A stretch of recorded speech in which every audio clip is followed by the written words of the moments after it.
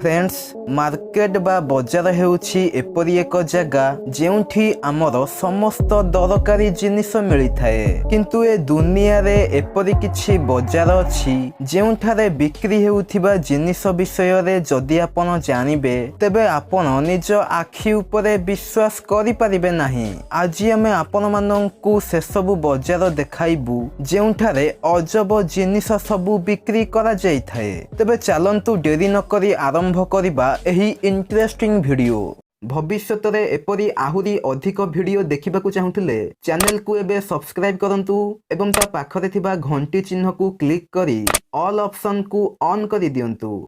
Friends प्रथमे आसंतु जानिबा चाइनार राजधानी Beijing सहरर एक बजार विषय रे। एठारे जेउ सबु जिनिस बिक्री करा जाए आपण देखिबा परे रूम टांकुरी उठिबो। संध्या हेउ हेउ एठारे विभिन्न बिछा मानकर फ्राए असरपा मांकड़ मुंड आउ सी हॉर्स भली विभिन्न जीव माननकु फ्राए करी बिक्री करा जाई थाए। चाइनार केतेक लोक एमाननकु कंचा भी खाई जांती। 2018 मसीहार एक रिपोर्ट अनुसार चाइना मनीष मांस मध्य बिक्री करिबा आरंभ करिथिला। आज्ञा हाँ सेठारे मरी जाउथिबा मनीष मानकर मांस को काटी मटन नाम रे आफ्रिकार केतेक देश माननकु बिका जाउथिला। धीरे धीरे चाइनार एही सिक्रेट जेमती दुनिया सामना को आसीबा आरंभ हैला आउ चाइना उपरे समस्त देश प्रश्न उठाइले तो चाइना एसबु अभियोग को खारज करिदेला एवं एसबु मिथ्या बोली घोषणा कला। फ्रेंड्स एबे आसंतु जानिबा फिलिपाइन्स रो लापाज बजार विषय रे जहाकू गुणीमंत्र बजार मध्य कुहा जाए काहेकि ना गुणीमंत्र करिबा पई जेते भी सबु जिनिस दरकार होई थाए से सबु जिनिस एठारे बिक्री करा जाए। खाली एतिक नुहे गुणीमंत्र किपरि करा जाए सिखाइबा पई एठारे स्पेशल क्लास मध्य दिया जाई थाए। आज्ञा हां एही बजार हेउछि दुनियार एकमात्र बजार जेउठारे गुणी गारुडी एवं तंत्र मंत्र करिबा पई समस्त जिनिस बिक्री करा जाई थाए।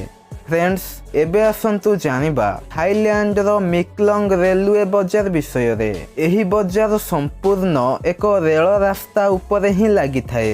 दुकानी माननकु ट्रेन आसीबार टाइम जना थिबारु ट्रेन आसीबा 2 मिनिट पूर्वरु सेमाने निज दुकान उठाई नियंती आउ ट्रेन जिबा परे तुरंत निज दुकान को पुनी रेल रास्ता ऊपर को खोली दियंती।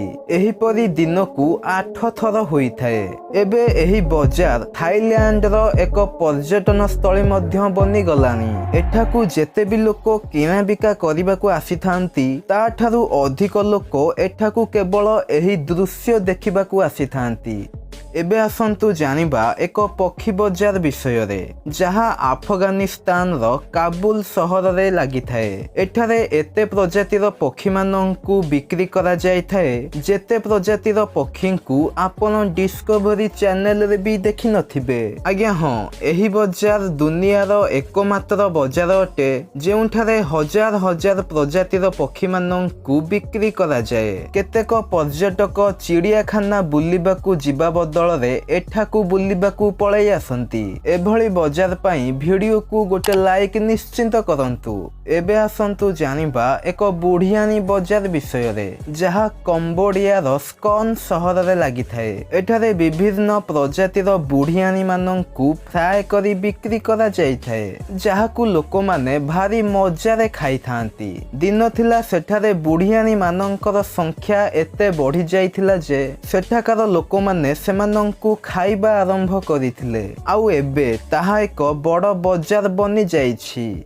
फ्रेंड्स एबे आसंतु जानिबा एक झियो बजार विषय रे जहा बुल्गारिया रो स्तारा जागरा नामक एक सहर रे लागि थाए। एठारे कोनोसी एमिति सेमिति जिनिस नुए बरम झियो माननकु बिक्री करा जाए। एकथा आपण माननकु विश्वास न हेउथिले मध्य संपूर्ण सत्य अटे।